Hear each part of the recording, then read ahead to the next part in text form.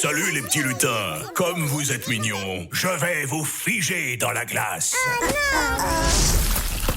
Hé, vous, ne restez pas figés comme ça. Vos glaces sont livrées en 30 minutes. C'est possible. Ce modèle d'annonce, il n'y a que Adafo Média pour le faire. Pour toute information, contactez-nous 628 06 06 60. Adafo Média. Et si vous commenciez maintenant?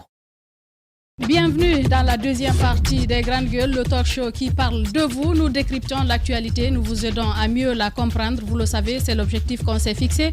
Et nous nous sommes mis à cette tâche depuis plus de 10 ans, 13 ans pour être précise. Merci de nous écouter un peu partout dans le monde. À Mamou sur Fraternité FM, à Farana sur Bambou FM, à Zérékoré sur Espace Zérékoré. Merci à tous de nous suivre à l'international. La liberté de la presse n'est pas un privilège pour le journaliste, mais un droit pour le citoyen, c'est ce que dit l'UNESCO qui propose comme thème de la célébration de cette année l'information comme bien public, enjeu régional et perspective. C'est l'occasion pour les professionnels de médias de parler de leur métier. Chaque groupe, chaque grand ensemble peut alors faire l'état des lieux dans son pays ou sa région, noter les progrès et faiblesses. Nous proposons l'émission ce matin à deux niveaux. D'abord, en Guinée, des efforts ont été fournis par les pouvoirs publics depuis 2005 pour promouvoir la presse libre. La libéralisation des ondes et la dépénalisation des délits de presse sont des actes parmi d'autres consacrés par les textes qui gouvernent le pays. L'évaluation peut être faite. On note au passage des interpellations de journalistes, la suspension de quelques médias. À ces réalités souvent dénoncées s'ajoutent les difficiles conditions de vie et de travail des employés des médias privés qui se sont créés jusqu'ici. Quelle lecture fait-on de l'exercice du métier de journaliste en Guinée? Analyse ce matin en compagnie de Alpha Cabinet Doumbouya. Vous l'avez d'ailleurs écouté dans la première partie. Les journalistes, éditorialistes, ancien directeur général de la radio-télévision guinéenne et Ibrahima Sori Traoré, administrateur général du site guinée7.com. Il vient de nous rejoindre. Il se bat difficilement pour mettre en place une radio. Cheikh Tidiane Diallo, directeur national des services publics et des relations avec la presse privée, sont entre autres invités qu'on va avoir ici pour décrypter cette actualité. L'Afrique de l'Ouest et l'ensemble du Sahel font face à la grande criminalité, le terrorisme difficile à maîtriser, le trafic de drogue, les rébellions armées et conflits politiques. C'est une région où l'exercice du métier de journaliste est bien difficile. Des zones restent inaccessibles pour les reporters. Des médias se contentent donc souvent de l'aspect superficiel de certains sujets qui préoccupent pourtant leurs nations respectives. La parole ce matin à Hassan Diagne, représentant de l'ONG Reporters sans frontières en Afrique de l'Ouest. Faraki Faïnke, président donc de l'Union nationale des journalistes du Mali, Abbas Mahmoud, président de l'Union nationale des journalistes du Tchad, Dieudonné Zougrana, journaliste burkinabé.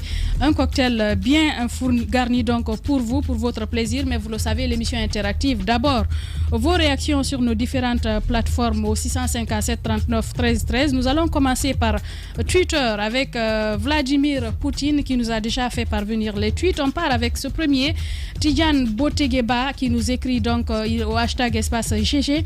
En tant que fidèle auditeur de plusieurs médias dont Espace, je trouve moi que la liberté des journalistes dépend de la liberté de la presse et elle ne saurait être limitée sans être perdue.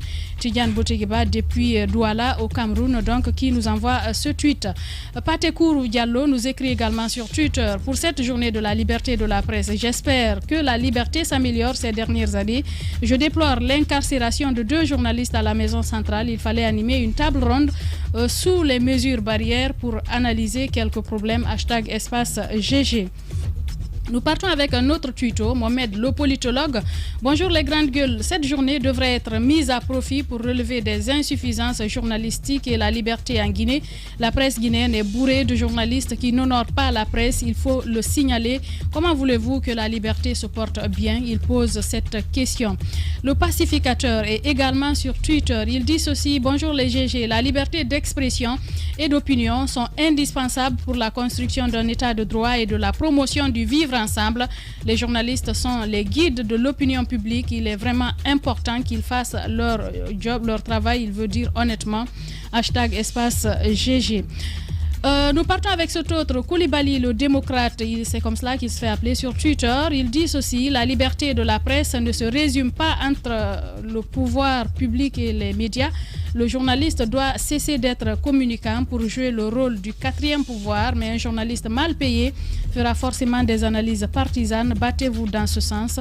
Il fait donc cette suggestion. Ousmane Le Noble, bonjour Diadia et bon courage à tous les soldats de la presse, car mener cette activité relève de mettre sa vie en danger dans les pays où la liberté d'expression est piétinée. Une pensée pieuse au journaliste Amadou Diouldé Diallo particulièrement. #espace GG. Youssef Kaba, il dit malgré quelques petites avancées enregistrées, il y a encore du chemin à faire pour parvenir à la liberté qu'on souhaite pour la presse. C'est un combat de tous les jours qui requiert responsabilité et professionnalisme des journalistes. Le milieu est à assainir.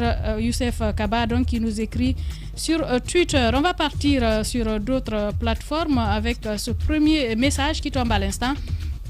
Bonjour Madiadia, bonjour à toute l'équipe des GG, c'est Mamadou Bobondiari Diallo. Si toutefois nous voulons obtenir une presse libre et indépendante, les patrons des médias doivent s'investir davantage pour mettre les journalistes dans une situation confortable, chose qui va les maintenir dans le cadre de leur progression. Et donc Ndiari qui nous envoyait ce message. On part avec cet autre, Sinani, qui nous écrit également. Il dit bonjour Diadia et à toute l'équipe des GG. En cette journée internationale de la liberté de la presse, je souhaite à certains journalistes, il exhorte peut-être à certains journalistes au professionnalisme et au respect de la déontologie pour mieux donner de la valeur à ce métier noble. Et je demande aux patrons de médias de penser aux employés en termes salariales. Encore 2 minutes à passer avec vous avant de continuer cette émission. Pour le taureau de l'Insan qui nous écrit bonjour Diadia et à toute l'équipe, c'est pour le taureau de l'Insan. Le report de la cérémonie officielle pour la fête internationale de la liberté de la presse est une mauvaise image pour notre pays. Sinon, la cérémonie pour les 72 heures du livre s'est déroulée sans aucune préoccupation possible, mais aussi hier, le match du Orea à Escaloum, la même chose malgré les difficultés que vous rencontrez. Je vous souhaite une bonne fête. Respectons les mesures sanitaires pour éviter la propagation de la Covid-19, il le dit pour le taureau de l'Insan. Nous partons avec cet autre message, 2 derniers pour terminer. El Moyans nous écrit, il dit bonjour Diadia, bonjour les GG. Un régime progressif doit côtoyer les médias pour éclairer la lanterne du peuple, sinon les enquêtes alarmantes de l'inspecteur Moussa Moïse Silla doivent servir le professeur Alpha Condé pour son combat contre la corruption, mais hélas, on voit Kassori et ses ministres intervenir dans un média privé de la place, ce qui est sûr. Espace à le soutien inconditionnel du peuple de Guinée. El Moyans donc qui nous envoie ce message. On va partir avec un dernier avant de continuer l'émission. Qu'est-ce qu'il dit Il dit bonjour la lionne des radios, c'est Saoudi Aouki depuis Kindia, dans un pays où des journalistes sont incarcérés. Il y a du chemin à faire pour la liberté de la presse en Guinée. Réclamez vos droits. Il suggère Saoudi Yaouki. Nous continuons donc cette émission. Nous avons en studio bien évidemment le doyen Alpha Kabiné Doumbouya, journaliste éditorialiste, ancien directeur général de la RTG, avec qui nous avons commencé l'émission, mais aussi Ibrahima Sori Traoré de Guinée7.com, le grand frère. Ravi de vous retrouver en studio. Bonjour, bienvenue. Bonjour, merci, bonne fête à tout le monde. Bien, alors on continue le cours normal de cette émission. Mafoudia, vous aviez une question à poser avant la pause. Alors oui, c'est par rapport à l'exercice du métier en Guinée aujourd'hui. Plusieurs années, si on prend peut-être les 15 dernières ou 10 dernières années, de quel œil vous observez les grands changements dans ce milieu? Bon, les changements, je dis que la réalité est mitigée parce que si nous partons de la première génération aujourd'hui, on est surpris de vous entendre. Les grandes gueules. Et si nous aussi nous nous référons à nos doyens, on dira que il y a eu beaucoup de regrets, de recul dans le fonctionnement de la presse en Guinée. Avant, il n'y avait pas d'école de journalisme, mais les aînés qui étaient là, ils étaient armés de la bonne moralité que nous appelons éthique, et puis ils appliquaient la déontologie du métier. Il y avait le respect de la personne humaine et le respect de la profession. La preuve est que lorsqu'un doyen a une émission à 22h, il arrivait à la RTG à 16h ou à 17h. Pour préparer l'émission. En 1991, après le sommet de la Baule, on a donné la liberté aux pays africains de s'ouvrir.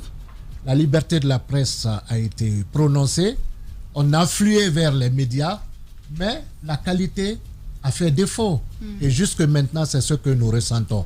La responsabilité est partagée entre les employeurs et les décideurs au niveau de l'État. Parce qu'on a facilité certaines choses et tout le monde vient, après avoir échoué partout, les gens viennent dans les médias mais lorsque vous parlez, est-ce que vous prenez en compte, par exemple, les grandes avancées technologiques, par exemple, un doyen ou bien quand on faisait les informations, quand on était obligé d'écouter la radio, d'écrire, aujourd'hui, il y a beaucoup de grands changements. Est-ce que vous tenez compte de ceci, tout ce qui faciliterait aujourd'hui l'exercice? Oui, bien sûr, cela n'est pas le mérite de la Guinée. C'est ce qui a fait dans le monde, les médias ont progressé, c'est la technologie. La technologie a permis aux journalistes de se pencher beaucoup plus sur la déontologie parce que quelqu'un le disait, avec les outils informatiques aujourd'hui, n'importe qui peut diffuser l'information. Vous parlez de recul, donc ça veut dire que dans le monde entier, malgré ceci, ça a reculé? Non, le recul, c'est au niveau du capital humain. La formation. Et ça, c'est le cas spécifique de la Guinée. Mais quand vous parlez de technologie, sur le plan général, on dira qu'il y a eu une avancée significative. C'est un exploit aujourd'hui de voir un journaliste derrière la consolette. Il commande le micro, il commande le téléphone. Nous, quand on venait aux médias, il fallait passer toute la journée pour pouvoir concevoir un journal de 6h45. Vous écoutez RFI à toutes les heures et il n'y avait pas de dictaphone, on notait. Et sincèrement, ce n'était pas facile. Aujourd'hui, on a tous les moyens à notre portée, mais il se trouve que le capital humain n'a pas la performance requise que les autres avaient, et que justement, nos aînés avaient. Comment cela s'explique-t-il? Cela s'explique par le laxisme de l'État par rapport à la profession, mais aussi l'indifférence des employeurs. On prend le moins 10 ans dans les médias et finalement le résultat est nul. Vous pensez que c'est une question de sous, d'argent? Parce que quand vous parlez absolument. De moins Les 10 ans... médias ont 3 caractères. C'est d'abord le caractère industriel, c'est-à-dire c'est une entreprise qui se bat pour générer de l'argent. Il y a le caractère de service public, il y a le caractère de service politique, si vous voulez, l'information, le traitement de l'information générale. Et ça, c'est le niveau qu'on est en conflit souvent avec les décideurs. Parce qu'ils veulent nous museler, ils veulent nous commander, ils veulent nous contrôler. Mais pour ce qui est de la rédaction d'un média, s'il y a des maillons faibles, c'est l'employeur qui est responsable. C'est l'employeur qui est responsable. Et d'autres tares sont liés au laxisme de l'État. Oui, mais quand on évoque à ce niveau la question de la formation, vous avez dit à votre époque ou bien à l'époque de vos aînés, il n'y avait pas des écoles de journalisme. Maintenant, on essaie quand même d'aller vers ces écoles-là. Est-ce qu'on peut dire que c'est un échec la décision qui a été prise d'ouvrir des écoles de journalisme finalement? Non, c'est que la différence seulement, il y avait la rigueur. C'est que malgré ces formations, vous parlez de recul. La rigueur. Peut-être que la nouvelle technologie, les technologies de l'information, les techniques de l'information et de la communication nous ont rendu paresseux. Voilà, donc on travaille moins, on cherche moins, on fouille moins, contrairement aux doyens qui devaient prendre les téléphones, la radio pour écouter les informations sur RFI et autres. Nous avons tout facilement à partir d'un petit smartphone. Donc ça nous rend un tout petit peu paresseux.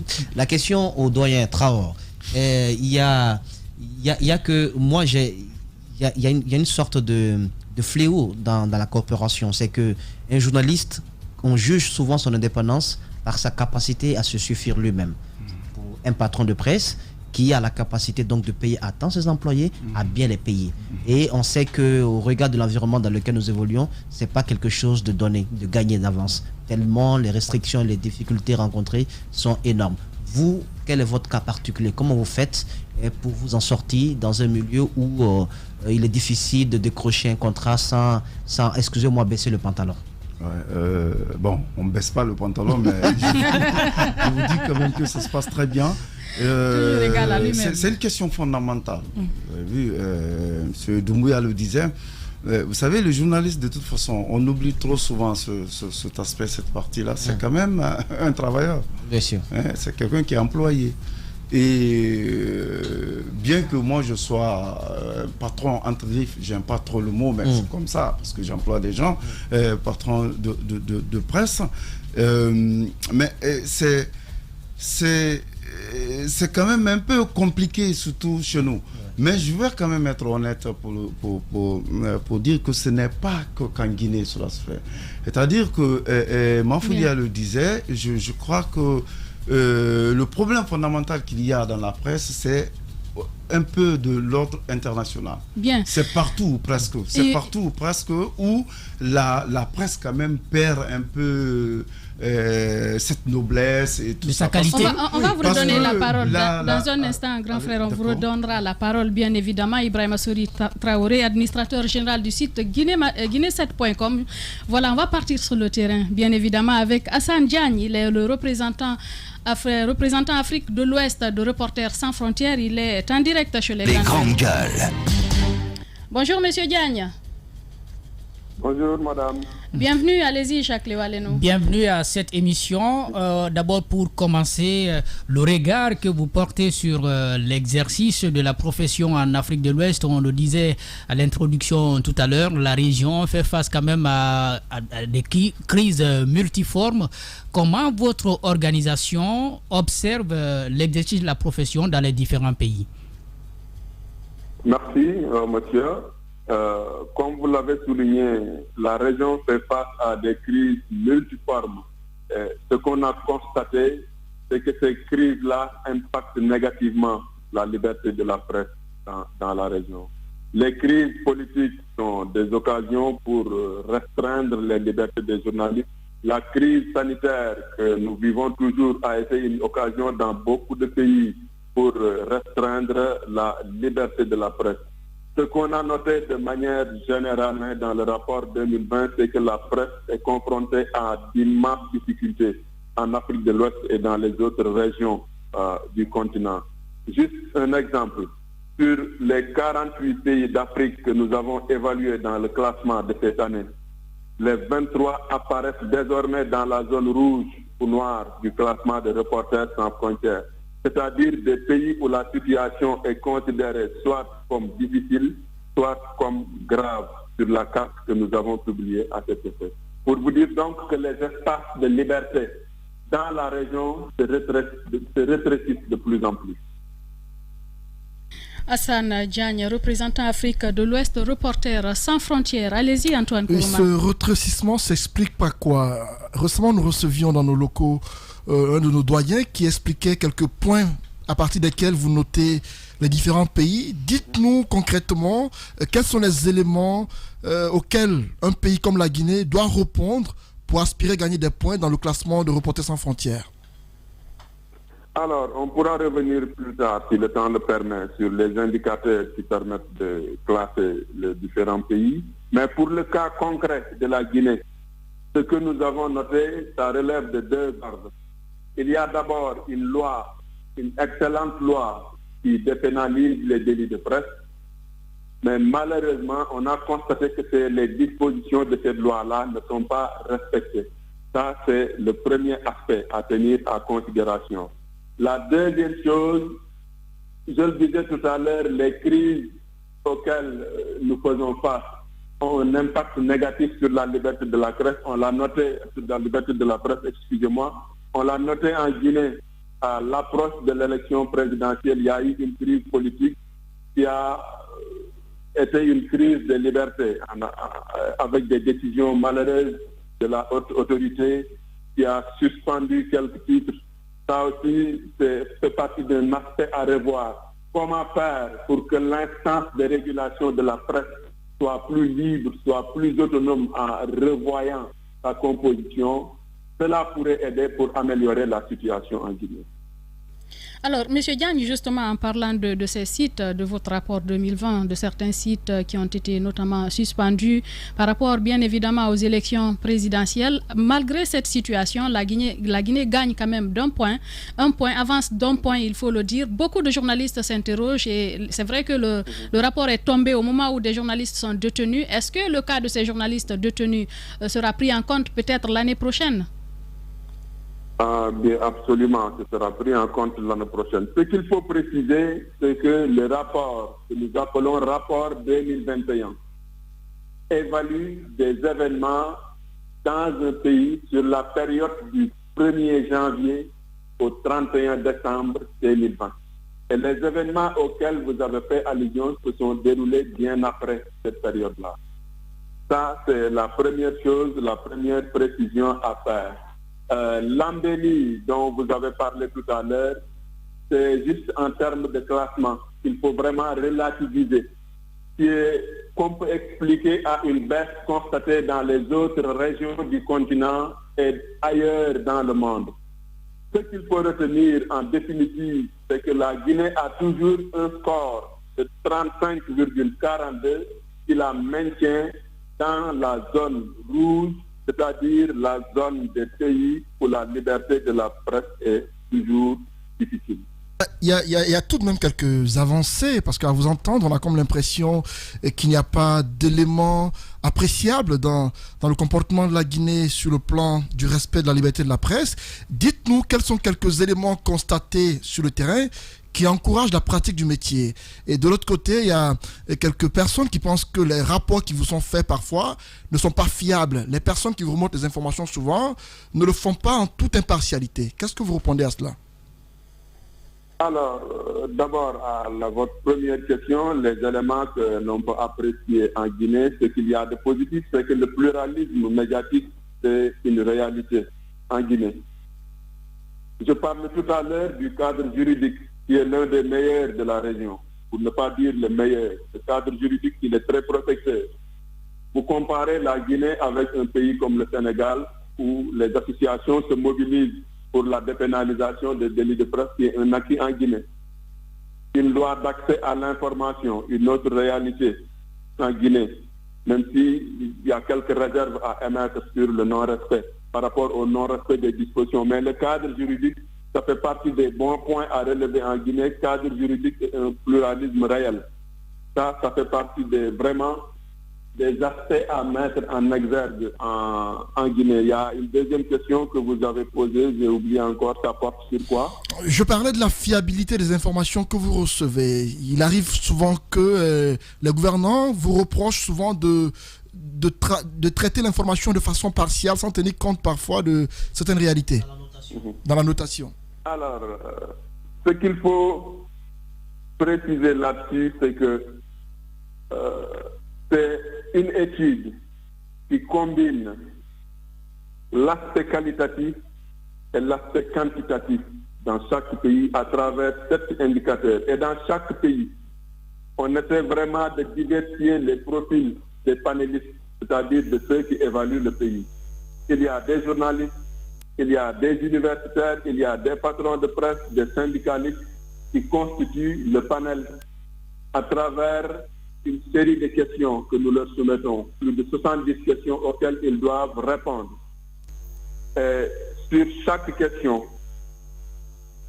chaque critère que je vais vous lister, il y a le pluralisme. Je disais tout à l'heure que c'est un domaine où la Guinée fait partie et les meilleures performances en Afrique en termes de pluralisme médiatique. Il y a le pluralisme, l'indépendance des médias, l'environnement et l'autocensure, le cadre légal, la transparence, les infrastructures et les exactions. Donc, une fois que le panel répond à tous ces indicateurs-là, il y a un travail qui se fait maintenant par les équipes de RSF.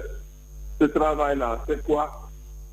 Ça permet de donner des scores par rapport à l'évaluation au retour que nous obtenons des panélistes qui ont un profil vraiment diversifié et nous essayons d'inclure, de faire en sorte qu'il y ait des profils variés de les répondants. Il y a des proches du gouvernement qui répondent, mais il y a aussi des gens de la société civile, des universitaires, des profils vraiment plus ou moins neutres. c'est très difficile d'avoir l'objectivité à 100% dans ce genre de recherche. Mais là où nous intervenons en tant qu'équipe de recherche, c'est au niveau des exactions et dans le calcul des scores qui permettent d'attribuer par rapport à chaque indicateur des notes qui varient sur une échelle de 0 à 100. Et plus la note est faible, mieux le pays est classé. Je disais par exemple un indicateur sur lequel la Guinée est bien notée, c'est l'indicateur pluralisme médiatique, où la Guinée a une note de 10 sur 100.